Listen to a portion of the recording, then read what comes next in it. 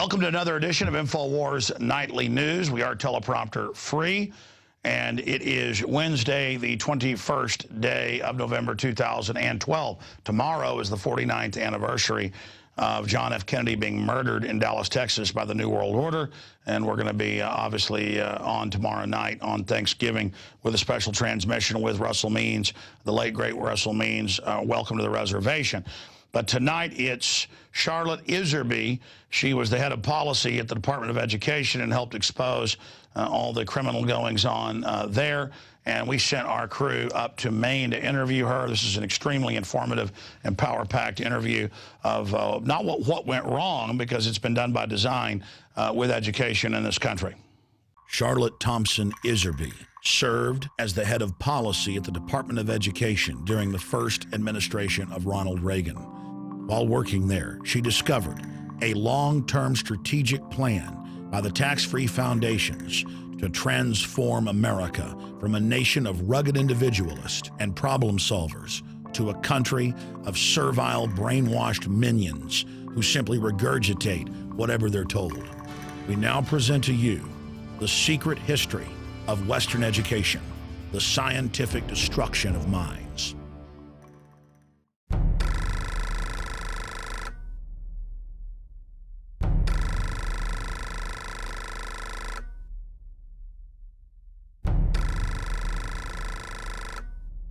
The minutes reveal that in 1910, the Carnegie trustees asked themselves this question, quote, "Is there any way known to man more effective than war to so alter the life of an entire people?"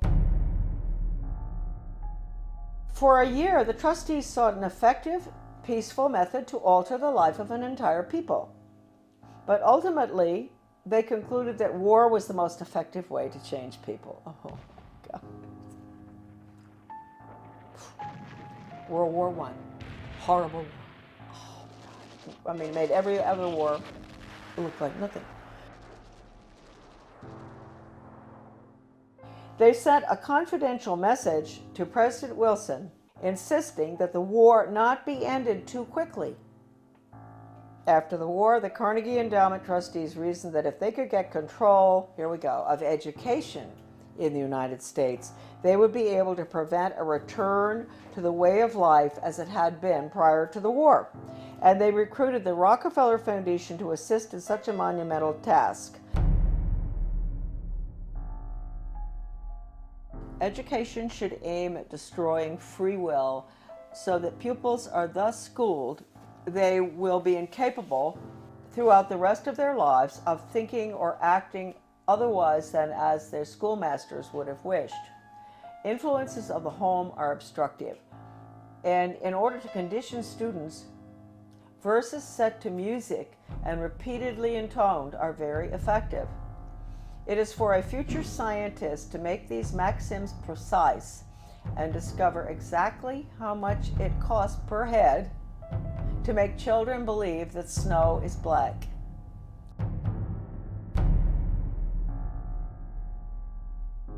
When the technique has been perfected, every government that has been in charge of education for more than one generation will be able to control its subjects securely without the need of armies or policemen." End quote. Young people cannot be trusted to form their own opinions. It's our job to tell them.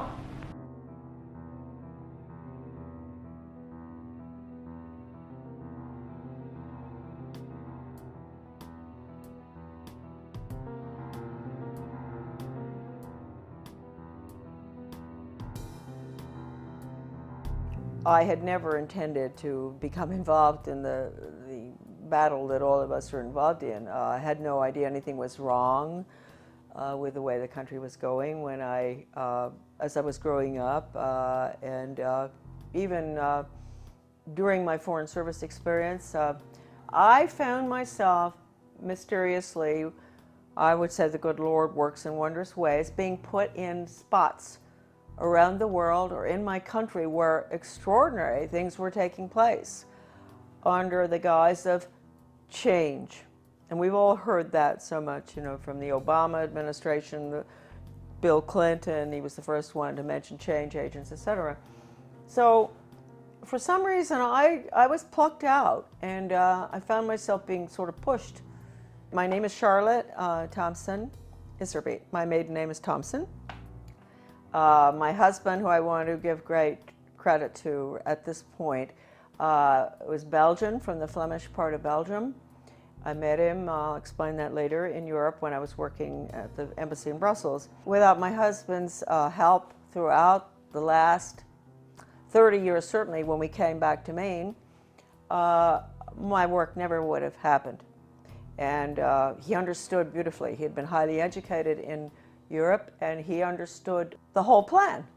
In fact, about 5 years after we had come back to the United States, someone gave me Gary Allen's book, None Dare Call It Conspiracy. I was on the school board, and this lady called me, and she loved the work I was doing on the school board. Of course, nobody else did, but she said, I've got a book for you.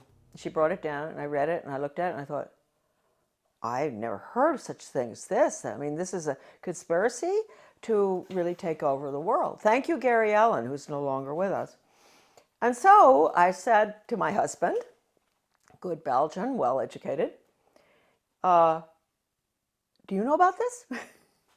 And so he took a look and he said, yeah, sure, I know about it. I said, you know about this? You know about the Illuminati and the Bavarian conspiracy? You know about all this, the plan to implement a world order huh? And he said, well, yeah, I learned all that in school. And I thought, oh, okay. So thank you, Jan, wherever you are. I think that maybe you're very involved in helping all of us right now straighten out this mess. We go back. I was born in 1930. Yes, I'm getting there.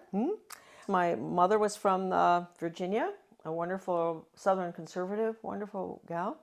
And my father came from Pennsylvania. He came from a family that in mining, and his father was a very recognized mining engineer who ultimately went out to South Africa and opened the gold mines. And my grandfather knew all these people. My grandfather was Skull and Bones.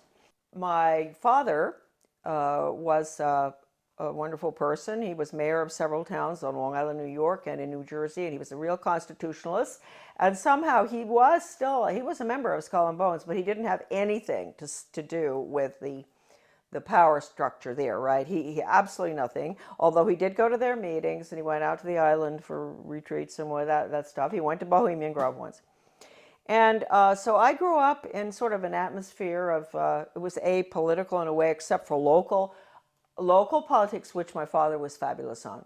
Anytime anybody did anything like wanted to break down local government or get rid of elected officials like regionalism does, my father would be right there with the Constitution. So anyway, I went to private schools, and I got out of prep school in Wellesley, and I decided I really didn't want to go to college. A lot of people thought it was a mistake. I wanted to go to business school instead. I was tired of somehow I had a bad feeling about things that were being pushed in the prep school. Like I was a member of World Federalists. I was falling for this junk. But somehow I didn't want to continue that. So instead of going on to Smith or Vassar or what, I went to Catherine Gibbs Business School in New York City. Wonderful, wonderful, difficult school. But I learned best grammar, how to write, accounting, shorthand, which came in very, very handy, I can assure you, especially when I was in the Department of Education. I got out, I graduated, and the Korean War was on. So I was very patriotic. My mother had always worked for the Red Cross. She was a volunteer during World War II at the mental hospitals, bringing the guys in from the war. So I heard a lot about the Red Cross, which is, I want to point out right now, changed enormously from that time. And I wish I could say in a better way. I think it does very good work. But it's connected with all the other, non-governmental, nonprofit groups, and they have all been infiltrated. I signed up for Korea, that's right, but they changed my orders.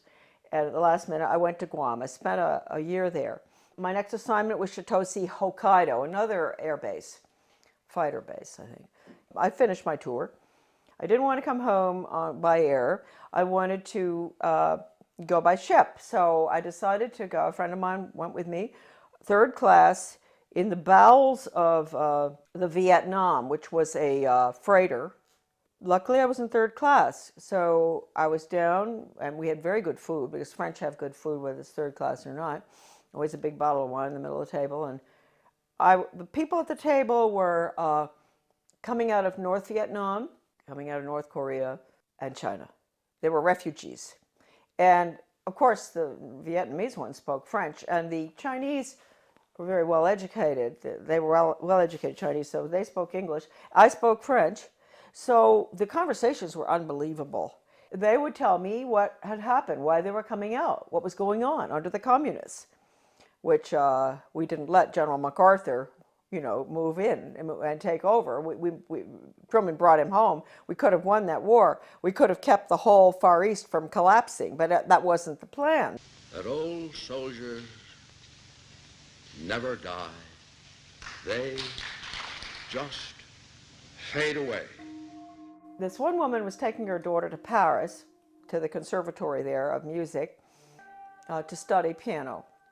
And she told me that her father, or grandfather, I'm not sure, was a very famous pianist in China during the Cultural Revolution, and that they cut his hands off. And so I never forgot that. And then the other lady, she was from Vietnam, North Vietnam, and she told me that her grandfather, they killed him because he was opposed to the communist regime, and they cut his head off and they stuck it on a pole, and they marched around town with his head on the pole, which of course was to warn the rest of the Vietnamese, keep your mouths shut, don't go up against this regime. Then my father, he's a New York lawyer, absolutely wonderful person, great sense of humor, and I know he's skull and bones, so we have to forgive him for that. But anyway, so he says to me after, I've been gone for 2 years, mind you. This is his young daughter that he cried when I left, right? What are you doing going abroad? So after 2 months home, he said to me, Shar, well, when are you thinking about moving on? And I thought, God, I've only been home 2 months. I've been gone for over 2 years, and they want me out of here. And I thought, well, I guess he's right.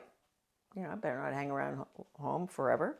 And so I went down to the State Department. I had all the background because of Catherine Gibbs. That's the best thing that ever happened. I had the credentials to get into the State Department to work for ambassadors, which I did, assistant secretaries. I worked in Washington in Soviet affairs, in Middle Eastern affairs when all the Suez Canal stuff and everything was going on.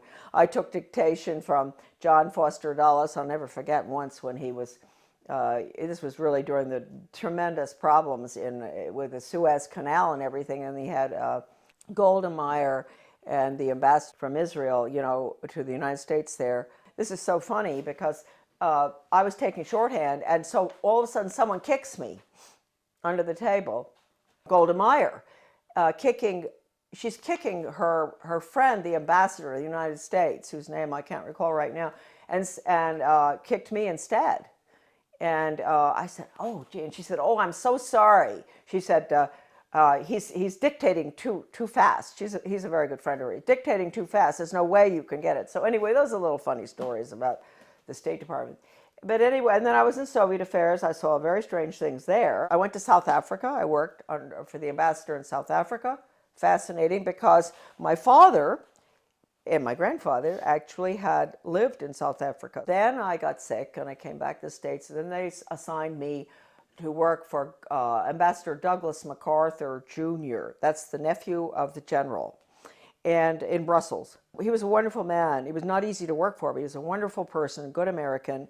And that was at the time, again, you see where these things kept happening in my life. This was the Belgian-Congo crisis, and in Katanga. And I was there. I saw all the cables coming in regarding the UN troops and how they were raping citizens and nuns, and people were dying and all. So I was there in Brussels. Here I'm learning, Charlotte's learning, that the UN isn't what people think it is. And all these cables coming in. I meet my husband. I meet him on a train going skiing. That's how I met my husband.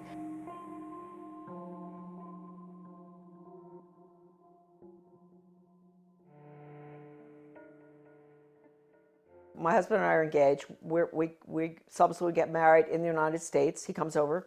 Then we go back to Belgium, and we're there for about 4 years. And then from there we go again to a hot spot. which I didn't realize. I'm talking about the weird things that happened. The hot spot was Grenada. I could see then from our house overlooking the bay, the lagoon in St. George's, all this activity. Boats coming in with strange flags. Stokely Carmichael came down there to sort of stir up the pot to get the Grenadians, mad at the rich, nasty capitalists who owned these yachts and all. It was really getting bad there. And I knew the political situation well because we had Grenadians working on the boat. I had a lot of Grenadian friends in government as well. Anyway, we left. We were there about 5 years. And then when we left, I remember telling our Grenadian friends, you're going to have trouble here. There's troubles coming. And of course it did in 1984, I guess. That was one good thing Ronald Reagan did, which I was opposed to because it was a UN move, but he saved a lot of my friends from being killed by the Soviet regime in Grenada by moving in there to so-called protect American students. But it was really the oil pipelines, I think, of Rockefeller that we were protecting. We're in Grenada. We go back to the United States. I put the children in public school. So here we go. I had no idea that education would be any different from sort of what I'd had. I had a good education, a private school education, but I didn't know. And so they go into the public school system in Camden, Maine. And in retrospect, I believe that was a pilot school, one of them for the whole country, for changing our education system from an academic, classical educational system to brainwashing for the international socialist government. Everybody has all the research on this. I have so much. It's all in my book, The Deliberate Dumbing Down of America. I hit Camden and I start asking, I get on a little committee, philosophy committee, and we were all asked by the superintendent, highly skilled change agent out of Harvard, well, I want to know what all of you feel the purpose of education should be. And so I said, well, I think it should be to give the students a sound academic education in basics and also a strong sense of sound morals and values. And boom, they all looked at me and they said, whose values? And I thought, hey, what's going on here? I said, well, what's happened in my country? I mean, don't we still have the same values? I mean, what don't we all sort of agree? You don't steal, you don't rob, you don't kill babies, you don't kill people in war, a lot of things that I thought we believed in. You don't lie. Everything was changing, and I saw it, and I saw the curriculum coming in, and I went for the values clarification training myself to find out. I had a call from a master teacher who taught all over the world, and she said, you are absolutely correct. I was on the school board by that time. After 3 tries, I got on. And she said, you're absolutely correct. I want to pay for you to go for some in-service training. And I said, in what? And she said, well, it's called Innovations in Education, and it's how to become a change agent. She paid $100 for me to go. I went. And all these normal-looking people, nice, some from my own school district and all, and the guy is a facilitator, but he's using this big book called Innovations in Education, a Change Agent's Guide, and it has all these case studies of teachers and administrators and how to sneak in controversial curriculum such as death ed, sex ed, bullying ed, alcohol ed, drug ed, all these programs that have education hanging off the end of them that have nothing to do with education. It's interesting. You don't have math ed and science ed and all. They call it math and science and history, right? But when you see anything with education hanging off the end of it, red flag, huh? In that training, he taught us how to identify resistors in our community. And they were the people who were smart, who knew that these programs were designed for nothing other than to make children engage in sex, to drink, to take drugs, to do all the things that the parents were being told the programs were to help the children. I was considered a resistor too. Here they were training me to identify myself, huh? And so I never, ever got over that.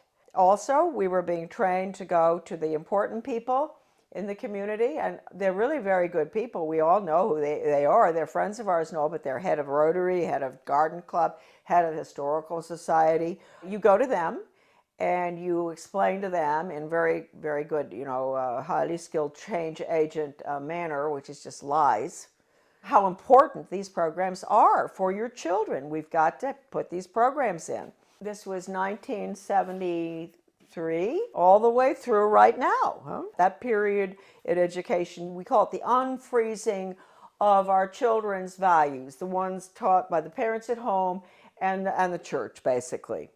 Change agents were highly trained by the National Training Laboratories. We had the headquarters for that in Bethel, Maine. That goes all the way back to World War II. I have the original paper from that, and it said that what they're putting in is they want to change the values to unfreeze the system, and then they're going to implement the new values, the new communist values for world government.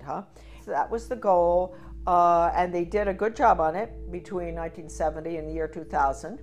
And now the values, as we can all see, people are saying, oh, well, we've got to be tolerant, there are no absolutes anymore. That's not fair to judge people. Don't be judgmental. If your grandmother is dying of cancer and you can't afford the medicine, it's okay to steal it. That's what you call values clarification with the education for a planned economy, using workforce training, identifying children at a very early age what they're going to do the rest of their lives. It's the Soviet planned economic system, starting as early as first grade.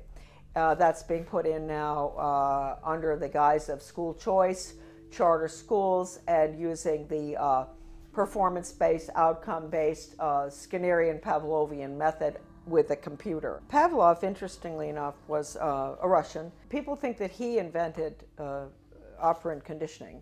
He didn't. He went to Leipzig, Germany, and he studied under Wilhelm Wundt in the 1800s, mid-1800s. Wilhelm Wundt was a philosopher, German philosopher, who was involved in trying to figure out how you can get people to do change, understanding the psychology, what makes people click, how you can get them to do what you want them to do, etc. And he became very frustrated with the inability to change people's behavior and their views and everything, doing the traditional way, lectures and this and that and all, and discussions and all. And finally, he realized that what he was dealing with was the human soul. The soul is a very difficult thing to track. It sort of floats all over the place, and it rebels, and it doesn't, it's independent. And so he came up with a scheme to attack the nervous system. That's really what it is. It's neurological. If you can get them to react in certain ways to what you want, like when the doctor, give you a good idea, the doctor used to, physical exams, they'd take a hammer, a little rubber thing, and knock your knee, and it goes boop. So he figured, well, you know what? We can operate on that thesis where we attack the nervous system, and it's a stimulus response thing. So you have to provide the stimulus in order to get the response. Well, if it was dog training, the stimulus would be a dog biscuit or something, and ultimately, when the dog sees you taking the biscuit out of the box, he's going to do what you want, right? And so it's really pretty simple. I had never gotten involved in having to figure it out until a very good friend of mine, a teacher in Arizona, had to go through the first program that was brought out of 1965. One of the first ones, it was called Mastery Learning. And she quit education when she went through the training. She said it was so sick, and she had papers from doctors and all saying it even makes children sick. And I met her when I went into the U.S. Department of Ed, because I found her correspondence came to my office, and it was referred to me. And that was how I met her. And she was the one who educated me about operant conditioning and how awful it is. I mean, it can absolutely destroy free will. We had free will until we got to the computer. The computer absolutely destroys. The child there's no thinking going on there. There's no transfer being made. And you've got to understand that. All the documents in regard to this by people, not myself, by educators who have been trained in it, are in my book. So you don't have to say Charlotte said that. You know, you can say Professor so-and-so said that. I have one incredible paper in the back of my book by a leading educator written in the 60s that I managed to get. It was attached to the Project Best application for funding that I talked about, the one I got fired for. And that paper talks about the need for computers and how wonderful they're going to be and all. But he says, if you don't agree with the message, morally and ethically, that's going on to that software, do not do it. And that's coming right out of the mouth of an educator involved in it.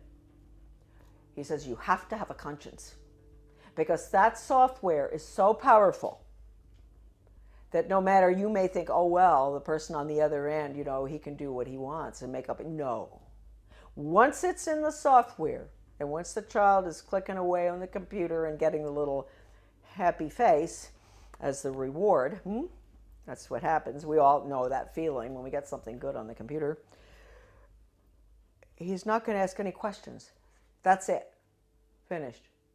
And it can bring the student to a certain totally opposite position in their thinking using Socratic questioning. So it's very dangerous. I can't tell you how dangerous it is. I mean, how dangerous is a method that can actually change, actually destroy one's conscience. That's bad news. And we were all softened up, and that's what we're looking at today. Now, the refreezing has to take place. The refreezing is going to take place with the use of the computer. Schools will be bookless. They are already some of these programs coming in. So anyway, I was on the board. I saw that. I went for the retraining. Then I got off the board, and I formed with Bettina Dobbs of Maine, a wonderful teacher and a nurse. We formed something called Guardians of Education for Maine. And we were in business for about 15 years. We did a lot of very good work.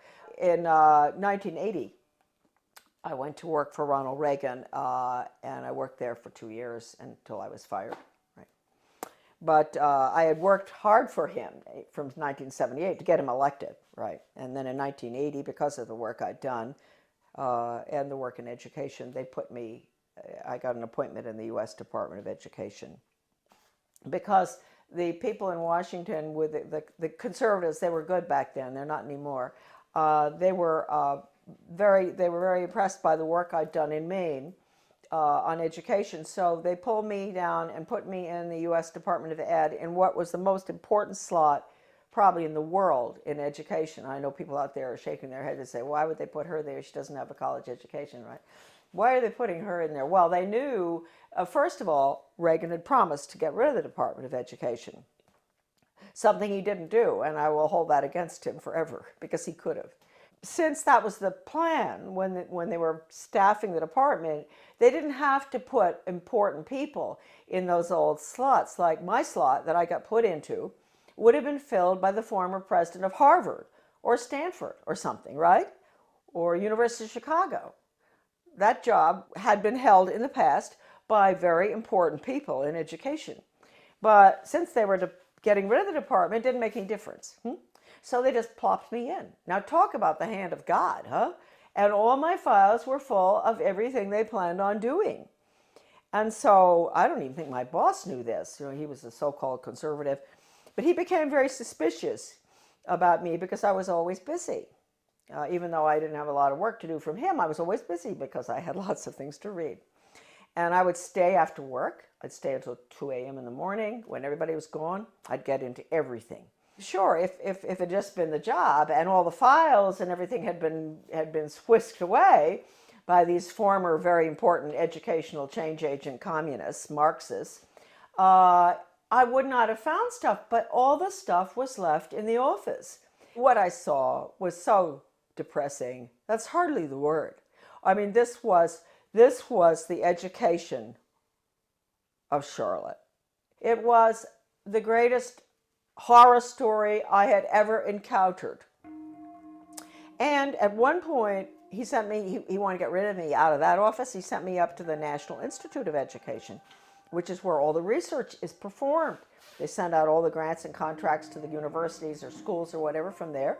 I found out I was really in the belly of the beast right there, because I had access to all the computer printouts of all the grants and contracts of your money, folks, going out not just across our country, but all around the world, about how to change the education system from academics to a brainwashing using Pavlovian, Skinnerian, operant conditioning computers and workforce training for the globalist economy, the corporate fascist socialist communist government that's coming right in this minute.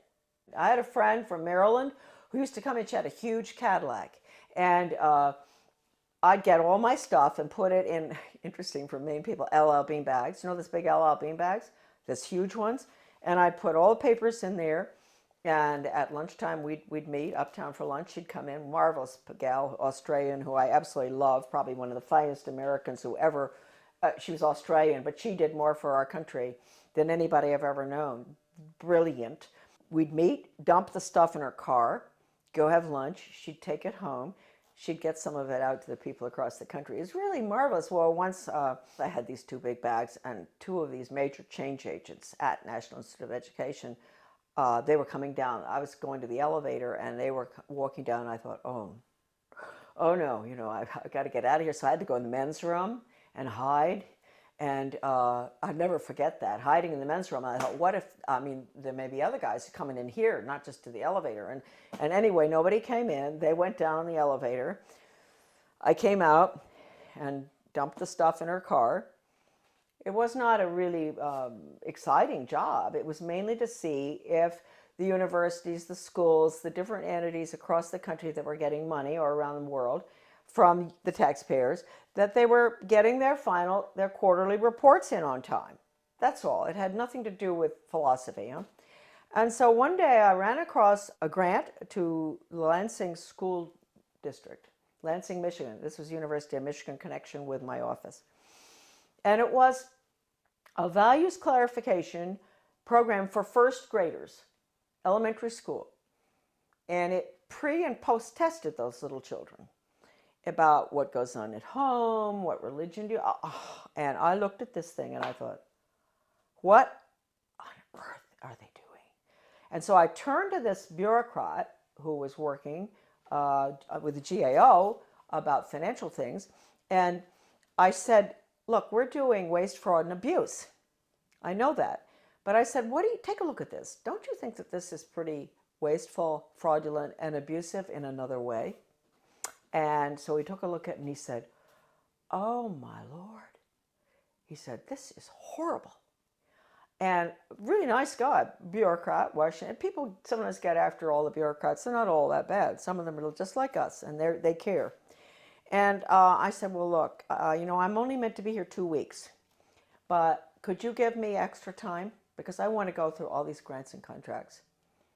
And he said, you can have as much time as you want. So I spent 6 weeks up there going through all the stuff. And I can't tell you how horrible. First of all, even if you don't care about children, you don't care about education, you don't care about your country, you don't care about anything, people, are there people out there who don't care about anything? They do care about their wallet, huh? You should care about this money that has been spent in the name of education. It's total brainwashing. Anything coming out of Washington is a total Marxist brainwash. And Marxism is the world of the future unless we stop it right now. I'm fired for leaking one of these documents to Human Events. It was the one that put technology into, with the computer on, with the curriculum on it. It was a grant going out to every single state with the computer curriculum for the state. Can you imagine, designed by Washington and all the different government education associations. And within that big paper that I found, Better Education Skills Through Technology, it was called, Project BEST. I found this one paper, this was sort of a draft, and it said, what we at the federal level can control and manipulate. That's a direct quote, colon. And then it listed, this is for us at the local level because we don't know how to run our own laws, and the state. I get fired. Then I write the president, I write Reagan, and I tell him what's going on in the department. And I said, you would be shocked if you knew. This place has got to be shut down, etc. And it was a long letter. I explained everything, that the U.S. Department of Education is a Marxist factory designed to destroy any semblance of good values, academics, etc., and to make sure our children march blindly into a socialist communist world government. That's the goal of the U.S. Department of Education. They didn't want anyone to know that Ronald Reagan had that letter. So I never got a reply. I tried to. I called Ed Meese. I went home, called Ed Meese, who was the chief counselor or whatever in the White House, and I said, I want to talk to you all. I want an answer to that letter. Finally, I went down and talked with Ed Meese's aide, Ken Cribb, and I said, he patted me on the shoulder, you know, that way they do that. Oh, Charlotte, aren't you pleased to know the president got your letter? That's an admission right there. I know he got it because John Lofton, a journalist at that time in Washington, called his office, the White House, back in 1983 or something, and asked. And they said, yes, it's on his desk and he's marked it up. So let's get that straight. He had it. The purpose of that letter was to make sure that that department is abolished and the American public education is returned to its original status, run at the local level and with elected school board members and with no influence whatsoever from the federal or international level. That's how it should be. It was the best education system in the world. That's what I was asking for. Anyway, it didn't happen. That letter to Reagan, again, is on my website, Deliberate Dumbing Down, under a PDF. I wrote in 1985 a book called Back to Basics Reform or Skinnerian International Curriculum. And to make sure people read this little 39-pager, I decided to put an asterisk so that they didn't really have to read it. I put an asterisk which said, necessary for United States participation in a one-world socialist government plan for the early years of the 21st century. When the conservatives, the neocons, let's call them that, not Goldwater people, when the neoconservatives, Heritage Foundation, all of those groups, I'm sorry folks, when they saw that book, they boycotted it. They boycotted that book, which told Americans exactly what I just told all of you, what I'd seen, and that we had to get rid of the department. It all happened under Ronald Reagan.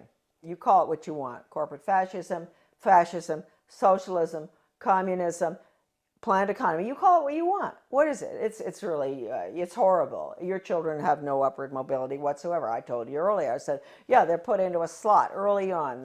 The government and the schools, they decide what your child is capable of doing the rest of his life. He might be able to sneak out of that sometime if he's brilliant and do his own thing, but it's unlikely. So it's fixed. This is the end of upward mobility for our children, end of freedom for this country.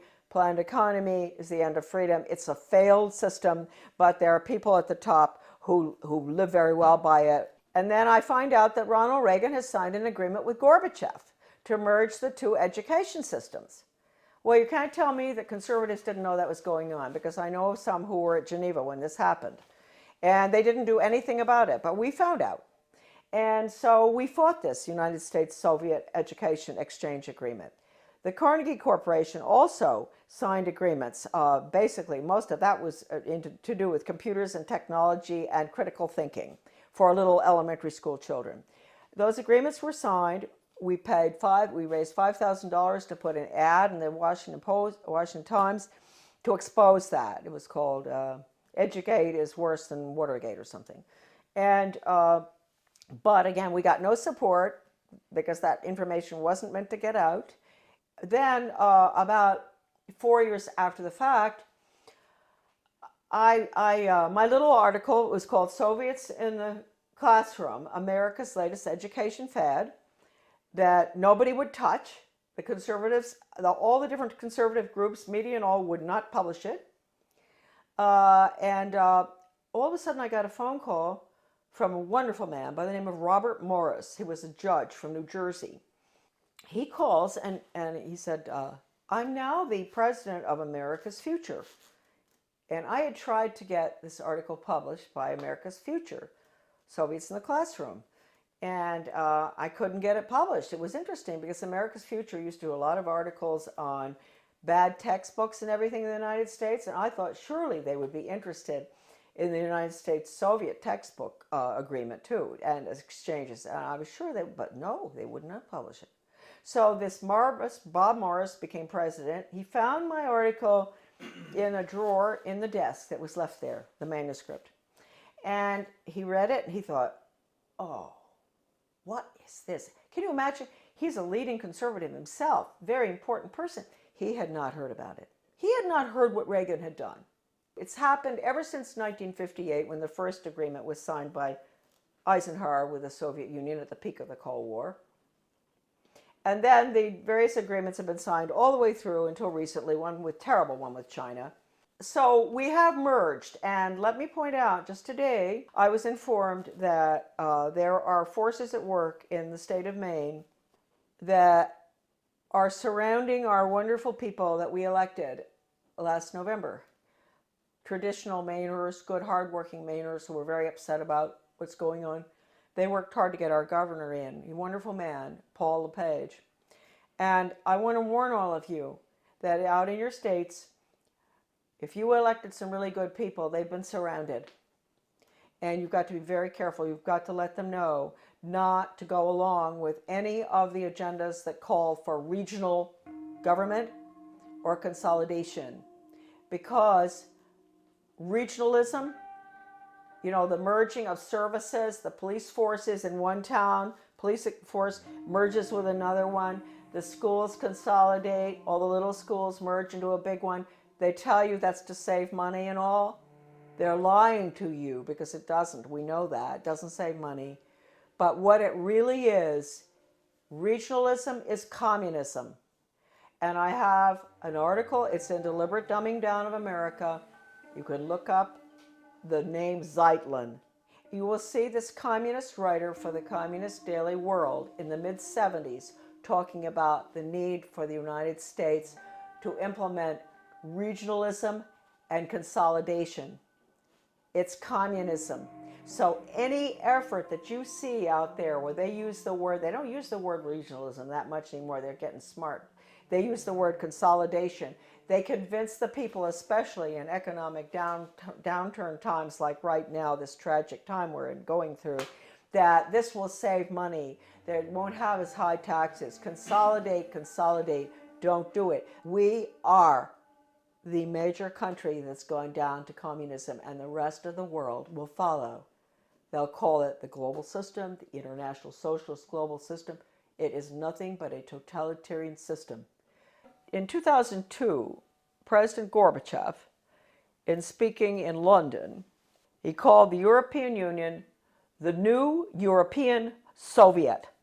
We know what we're looking at. The North American Union and all other regional entities throughout the world, whether it's the Pacific Circle Consortium or whether it's the Middle East. You think we went into the Middle East for any reason other than to destroy Iraq and to make it part of a region hooked into the banks?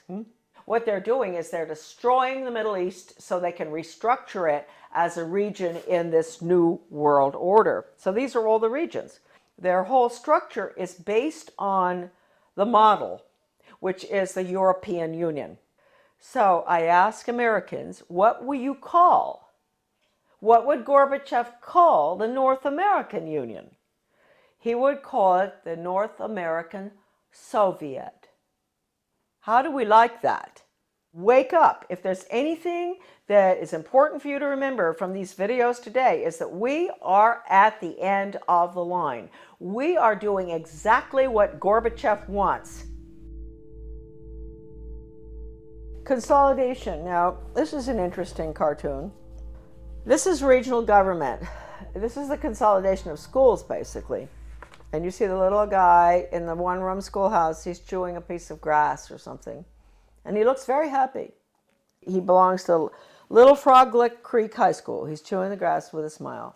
If you follow him through, you're going to see him looking more and more miserable as they merge his one-room schoolhouse to a six-room schoolhouse to 8 more schools, and then into a central school, which is a region. And then you're going to see him at the end. He's holding his left arm out, up like this, clenched fist, little hair, very unhappy. And his t-shirt says, Our Lady of the Benevolent Dictatorship, One World Global Training Corps. And then the last one, he has on earphones, you know, like you guys have all the time. Finally, he's smiling. He's connected to something with a wire. And it says, Interplanetary Carbon Unit Reprogramming Pod. Well, I saw that in a very liberal left education journal called Phi Delta Kappa. Many people will recognize that, 1983. The title of it is Consolidation, going from the small school to the central regionalized school, and which is what regional government is all about. And, you know, you can get rid of all the parochial views that the children have in the little school where the parents can go, you know, to school board meetings just across the street, the school, and all the parents know each other, the teacher, you know, it's a lovely atmosphere. And then you end up with all the children going long distances on the bus, which is no good for them, to the regional school. And then you have country boys and girls who are being mixed with city boys and girls. So then they get into the drug scene. So we've seen with consolidation that the test scores go down, the drug problem gets worse, the cost of education increases, although they tell you that consolidation is to make it cheaper. A lot of people just don't understand the word consolidation. Consolidation is consolidating all the services together under the guise of this is going to be cheaper for you. But in the process, what happens is you lose all your elected officials because all of these entities are being merged. So at the local level, you don't have any representation anymore. And ultimately, you spend far more. That's the whole restructuring of our constitutional form of government, is being thrown to the wolves in favor of this regionalism and consolidation system in every area. Education, you know, government bureaucracy to make things cheaper, you name it. Planning, the word is central planning. That's the Soviet system, central planning, regionalism. No matter how beautiful everything looks outside, no matter how good those restaurants are in your town, or the good funny movies, or the whatever, no matter whatever beautiful things you see in your life and your family, etc., folks, it's curtains. October 24, 1975, the World Affairs Council of Philadelphia issued a Declaration of Interdependence, written by well-known historian and liberal think tank Aspen Institute board member Henry Steele Commager. This alarming document, which called to mind President Kennedy's July 4, 1962 speech calling for a Declaration of Interdependence, Kennedy, was written as a contribution to our nation's celebration of its 200th birthday and signed by 125 members of the U.S. Senate and House. When in the course of history the threat of extinction confronts mankind, it is necessary for the people of the United States to declare their interdependence with the people of all nations and to embrace those principles and build those institutions which will enable mankind to survive and civilization to flourish. 2 centuries ago, our forefathers brought forth a new nation. Now we must join with others to bring forth a new world order. We affirm that the economy of all nations is a seamless web and that no one man can any longer effectively maintain its processes of production and monetary systems without recognizing the necessity for collaborative regulation by international authorities. This little blue book is called Conclusions and Recommendations, and it has a weird title, and you'd think it only deals with social studies, but it doesn't. It's the report of the Commission on the Social Studies. It was funded by the Carnegie Corporation, and the book virtually recommends that the curriculum all be geared towards the Soviet system. Internationalism, planned economy, etc. It's been referred to by a leading British professor of British socialism as a plan for a socialist America. This book is at my son's website, AmericanDeception.com, thank heavens, because this is the only copy that exists in the whole world, right here. All right, so that's dated 1934. And what they're doing there is they're really talking about putting in a planned economy. So that's what we're putting in right now with the program that's just going into our little school in Dresden, Maine. We've put in the Di Lorenzo Reinventing Schools plan, which I said earlier, your children will be graduating at 14 or 21. No grades, no ABCD, no kindergarten through 12th grade, because it's going to all be workforce training, and the curriculum will be based on the Malcolm Baldrige Total Quality Management Award that has only in the past been given to Cadillac and Hilton Hotels and things like that. The Malcolm Baldrige National Quality Award gets results. We're not there yet. We're continuously improving, and it's something that is so deep in our organization that the concepts and principles of Baldrige will be applied forever here.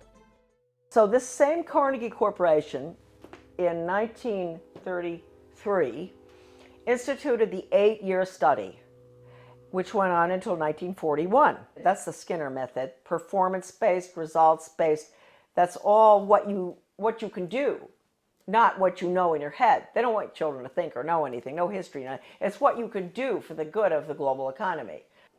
And the Education Commission of the States, a very important unconstitutional regional entity which controls education in every state as well, they had a little newsletter that I used to get.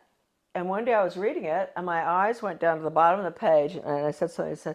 It said outcomes-based education is, and of course I'd always been fighting outcomes-based education, and it said it was experimented with for 8 years in the 1930s and 40s by the Carnegie Corporation. It was called the 8-year study.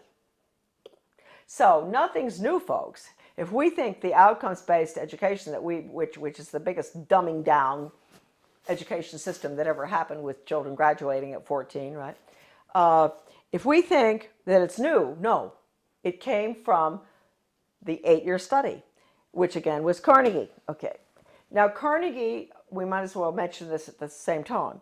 1965, the Elementary and Secondary Education Act, Carnegie was all involved in paying for the national assessment, which is all 60% politically correct. That's the test that all schools around the country have had to give for the past, ever since 1965.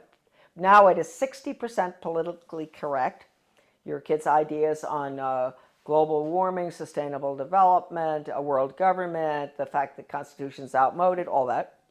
So they paid for the national assessment. They were the ones instrumental in putting up the money for the Education Commission of the states in Denver. In your Senate Education Committee in your state, there's always going to be one person who is on the membership of the Education Commission of the states. So that'd be about 50 state people. So they get their orders from the Education Commission of the states. That's Carnegie, paid for that. In 1985, Carnegie signed an agreement with the Soviet Academy of Science. At the same time, Reagan signed the agreements with Gorbachev to merge the two education systems. Carnegie signed with the Academy of Science to develop computer courseware for elementary schools dealing with critical thinking. That was an agreement signed. That's for our children, right? In first grade, critical thinking on the computer. Reagan, Clinton, the two Bushes and all, implement the school to work agenda. That was the beginning of the planned economy under Reagan. So then Mark Tucker comes in, Carnegie. All the controversy going on in the 90s, Americans were up in arms about the destruction of their school systems. They would go in deliberately and destroy, because in order to restructure, you have to destroy. Foundation for the Advancement of Teaching, David Hornbeck, who's big on compulsory community service, compulsory. He called for that when he was the superintendent of schools in Maryland. He was the commissioner. Way back, he called for mandatory service. That's another thing, folks. You better watch out. We're going to be slaves. Mandatory service. So anyway, the same Hornbeck, who's connected to Carnegie all along, goes into Kentucky, destroys that system, goes up to Rochester, New York. He goes out to state of Washington, Iowa, destroy the schools, restructure them for school to work. That's all Carnegie. And the latest information coming in for Maine with a complete recommendation, that is, who knows, maybe our governor, well, we can get to him fast enough, to help him understand that we can't have charter schools. Charter schools are the vehicle to implement the planned economy. We can't have them. They're unelected school boards anyway. We don't even have a school board with a charter school. They get federal money. Why no school board? They get federal money, so we have to give the federal test. No charter schools, forget it. So all of this is coming together, coalescing at the same time. The 3,000-page hearings of the congressional investigation of the Reese Committee on investigation of the subversive activities of the tax-exempt foundations. I bought the only available copy in the country, 3,000 pages, from a really good friend of mine, a wonderful American. He had been offered any amount of money for that 20 years ago by one of the minions of the tax-exempt foundations. They did not want that copy to be floating around. The research director for those hearings, his name was Norman Dodd. I knew him. And the conversation that I'm going to discuss right now that he had with the president of the Ford Foundation, Rowan Gaither, was off the record in New York City at Ford Foundation headquarters. And Norman Dodd told me over dinner in Washington, D.C., in a restaurant in Georgetown, Rowan Gaither said to him, Mr. Dodd, basically, we at the foundations, we don't determine the agenda. The agenda has come from directions from the White House. That was Eisenhower at the time, right at the peak of the Cold War. And that agenda, our instructions are to use our tax-exempt status, your money, folks, change America so it can be comfortably merged with the Soviet Union. Now, a lot of you may say, well, that never happened. Well, it's happening right now, folks. It's happening right now, as we speak. Foundation-funded non-bloody revolution. Committee Chairman Carol Reese warned fellow congressmen of a diabolical conspiracy that a certain few foundations were financing the socialist and communist overthrow of the United States. After World War I, they tried to get the League of Nations in. And there was tremendous opposition to that. And then you had opposition between then and between World War II. You had Lindbergh and a lot of Americans going before the Congress to keep us from going into the UN. You had all sorts of opposition. But they got their way.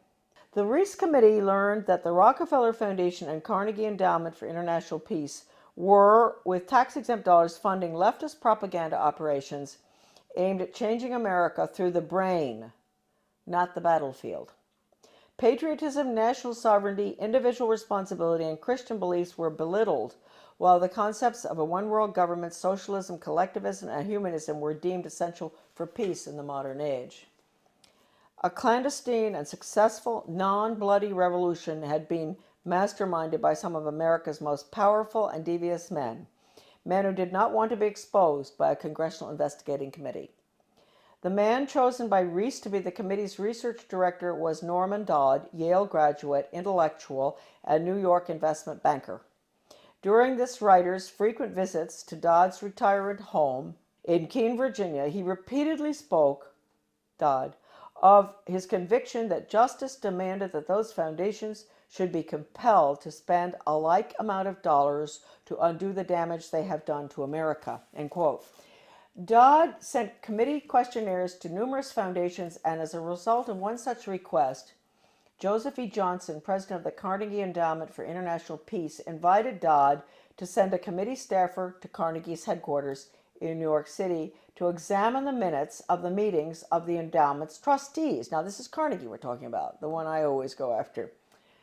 These minutes had long since been stored away in a warehouse, and obviously Johnson, who was a close friend of former Carnegie president and Soviet spy Alger Hiss, had no idea what was in them. Don't forget, Alger Hiss headed up the UN in San Francisco. He was the head of the whole thing, world government.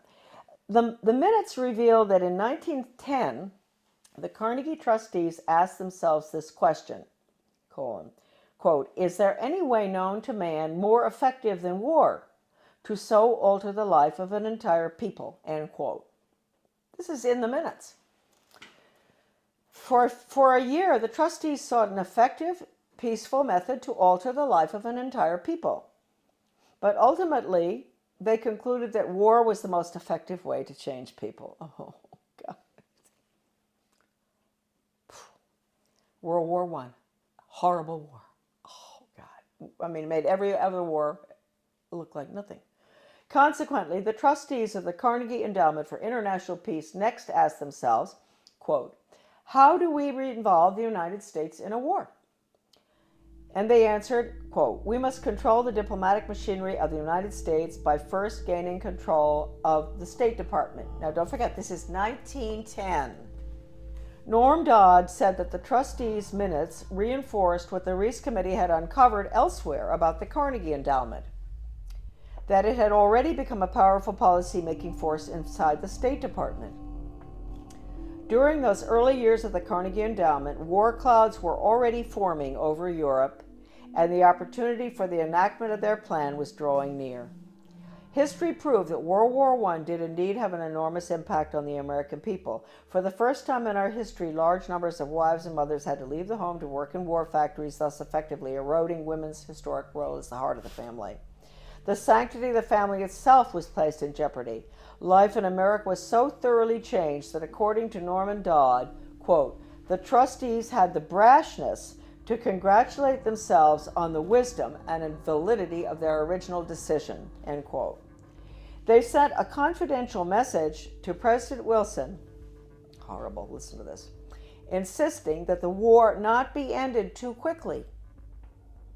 Carnegie trustee Cleveland Dodge, one of Wilson's financial supporters, had direct access to the president, and as did Elihu Root, endowment president from 1910 to 1925. After the war, the Carnegie Endowment trustees reasoned that if they could get control, here we go, of education in the United States, they would be able to prevent a return to the way of life as it had been prior to the war. And they recruited the Rockefeller Foundation to assist in such a monumental task. According to Dodd, quote, they divided the task in parts, giving to the Rockefeller Foundation the responsibility of altering education as it pertains to domestic subjects. That was the Southern Education Board they set up. But Carnegie retained the task of altering our education in foreign affairs and about international relations. That would be UNESCO, UN, all that stuff. The foundations decided that the most effective method of achieving this goal would be to alter American history. So they awarded grants, fellowships, and scholarships to those professors and historians who would rewrite American history and promote one-worldism, humanism, and socialism. By the early 30s, the well-laid plans of the foundation trustees had reached fruition, and a Reese Committee staff report concluded, 1, that there had indeed been a non-bloody revolution in America between 1933 and 1936, 2, that a certain few foundations had funded efforts to change the beliefs of the American people through education and propaganda, and 3, that these revolutionary changes had been accepted without resistance. To demonstrate how thoroughly American opinion had been changed according to the plan of the foundations, we cite the following historical example. At the end of World War I, Woodrow Wilson and his shadowy alter ego, Colonel Edward M. House, tried to sell the U.S. Senate and the American people on the idea of the League of Nations. This was, of course, the first concerted international effort towards a one-world government. Wilson and House failed in their mission, but a generation later, after another great war and much re-education via college international relations clubs, international studies, educational grants, and the like, the Senate and the people readily accepted membership in the United Nations. Roosevelt's foreign policy advisor, Alger Hiss, helped write the UN Charter, in which the Soviet Union was given 3 votes in the General Assembly and the United States only one. And then before his perjury conviction for lying, that's his, about his Soviet espionage activities, he went on to become president of the Carnegie Endowment for International Peace. Chairman Reese expressed justifiable rage when he described what was happening as a diabolical conspiracy. The conspirators had left little to chance. Those congressional investigations of the early 50s into tax-exempt foundations were mandated by the House of Representatives in a resolution stating, quote, "The committee is authorized and directed to conduct a full and complete investigation to determine which of such foundations and organizations are using their resources for un-American and subversive activities, for political purposes, propaganda, or attempts to influence legislation." Now, folks, I want to tell you, the 3,000 pages of testimony, Reese Committee hearings, is at my son's website, AmericanDeception.com. The person I bought the hearings from, the transcript, was offered 20 years ago any amount of money for that 3,000 pages. The foundations wanted it back. It was the only copy left available. And he would not sell it to them. So my friend sold it to me. My friend knew Norman Dodd very well. He sold it to me for $3,000, which is really cheap. All right, a dollar a page. He'd been offered any amount. They said, "We'll pay you anything. You name it, anything. We want that copy." So it's now on the web for everybody to read. All right, now we'll continue. The congressional investigations, right? To determine which of such foundations and organizations are using their resources for un-American and subversive activities, for political purposes, propaganda, or attempts to influence legislation. The tax-exempt status granted to foundations by the Congress of the United States is a special and powerful privilege subsidized by the American taxpayer. Therefore, Congress has not only the authority but also the obligation to investigate how tax-exempt funds are spent. This should be the next investigation. Ron Paul should do this one, after the Federal Reserve. The Ford Foundation, largest of all the foundations, balked when it received a preliminary questionnaire from the Reese Committee. H. Rowan Gaither, president of the multi-billion-dollar foundation, summoned committee research director Dodd to foundation offices in New York City. At the meeting, Gaither asked, "Mr. Dodd, we invited you to come here because we thought that perhaps off the record." You see, that's why it's not in the transcript of the hearings, what I'm reading you now. This was off the record in the office in New York City. "We invited you here because we thought that perhaps off the record you would be kind enough to tell us why the Congress is interested in the operations of foundations such as ours." Gaither answered his own rhetorical question with a startling admission. "Mr. Dodd, all of us here at the policy-making level of the foundation have at one time or another served in the OSS, the Office of Strategic Services, the forerunner of the CIA, or the European Economic Administration, operating under directives from the White House. We operate under those same directives. The substance of the directives under which we operate is that we shall use our grant-making power to so alter life in the United States that we can be comfortably merged with the Soviet Union." End quote. Stunned, Dodd finally replied, quote, "Why don't you tell the American people what you just told me? And you could save the taxpayers thousands of dollars set aside for this investigation." Gaither responded, "Mr. Dodd, we wouldn't think of doing that." In public, of course, Gaither never admitted what he had revealed in private. However, on numerous public occasions, Norman Dodd repeated what Gaither had said and was neither sued by Gaither nor challenged by the Ford Foundation. The latest article that I've written with Debbie Niwa, a wonderful researcher, a magnificent person and brilliant, did all the graphics and formatting and a lot of her own research as well on change agents and how they brought Americans to have a totally different mindset using all of the sensitivity training. Debbie had some fantastic research of hers is in that article. As well as at the end of writing it, we came across extraordinary quotes from C.S. Lewis, who points out that if you substitute workforce training for education, that's the end of civilization. It's the end of the human being as an entity opposed to being an animal. It's the end of the human soul. It's the end of the conscience. And we have all of the evidence from educators and change agents, articles saying that the computer is fantastic for changing values.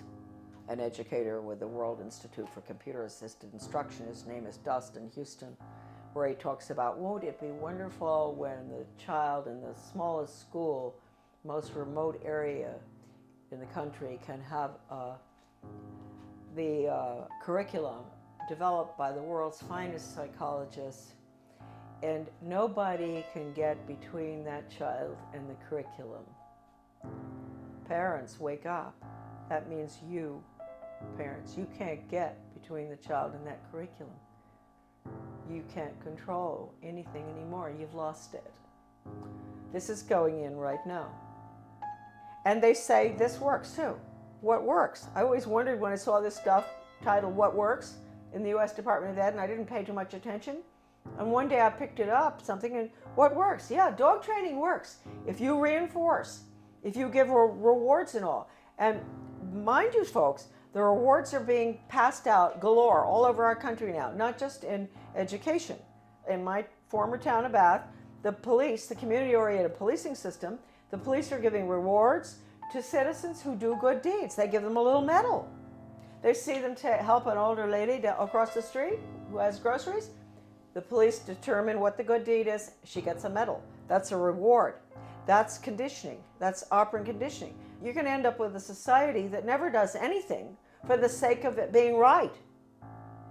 And they're never going to take a stand against anything unless it's approved by the government. So that's going to be the result of operant conditioning. It's throughout our community right now. The Secretary of Education, Arne Duncan, when he was in Chicago, with the Chicago schools, he even recommended paying students for good grades. Now, that's why teachers are up in arms about merit pay, performance-based pay. That's the same thing. They're going to pay the teachers for students getting good test scores. Now, wait a minute. First of all, you might think that sounds good. No, you got to ask yourself, what's the test? It's hard to believe that anybody would deliberately do this to children, but they are. They're evil people, and their agenda has been evil ever since this book was written. This is it. Proofs of a Conspiracy by John Robeson, great Scottish scholar back in 1798.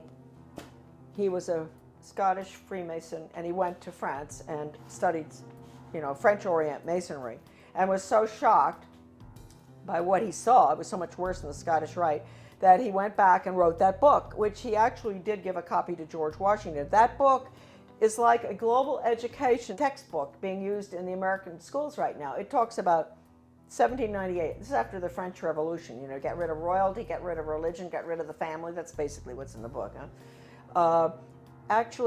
They talk about dropping borders. Sounds just like a global ed curriculum. Turning the children against their parents. It's pure communism.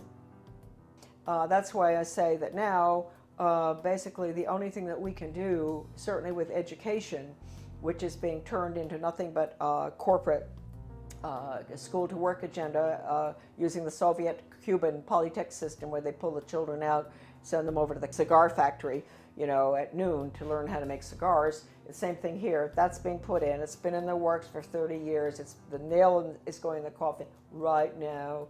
It's coming out of Europe. It's the program that's going through Maine right now is called Reinventing Education.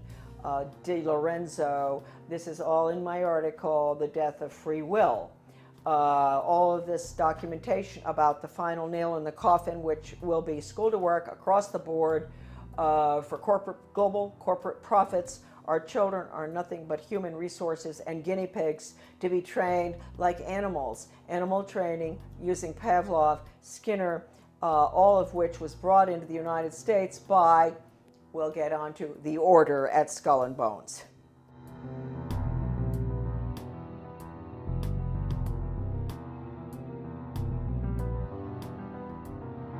Coming soon to prisonplanet.tv, part 2 of our in-depth interview with Charlotte Thompson Iserbyt.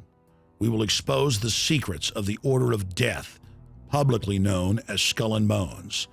Mrs. Iserbyt's information, obtained from her father and grandfather, who were members of Skull and Bones, was the key intel used in the seminal work by Anthony Sutton on Skull and Bones.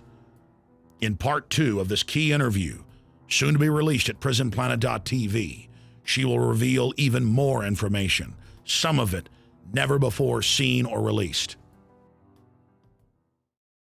Visit Infowars.com and prisonplanet.com. When you're on the site, you can also tune in 24 hours a day to my daily radio broadcast. There's also a free iPhone app to listen to the syndicated radio show when and where you want.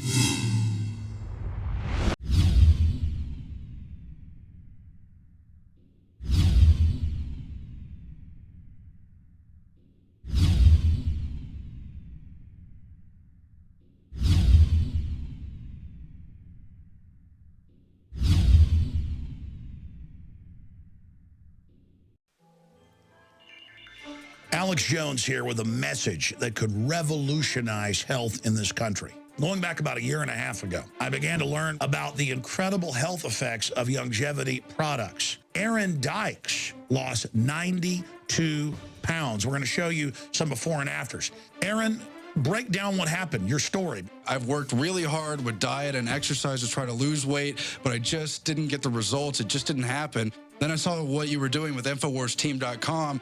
I wasn't even trying to lose weight, but I got it because I wanted to feel better energy. I wanted that nutrition. Didn't even understand how that could kickstart my own weight loss goals, but the products did that for me. I found myself suddenly losing weight, more energetic, wanting to exercise, wanting to eat the right foods. And they don't even advertise it as weight loss. I want to challenge our radio listeners to go to InfoWarsTeam.com, sign up as a distributor, and get wholesale pricing discounts at InfoWarsTeam.com.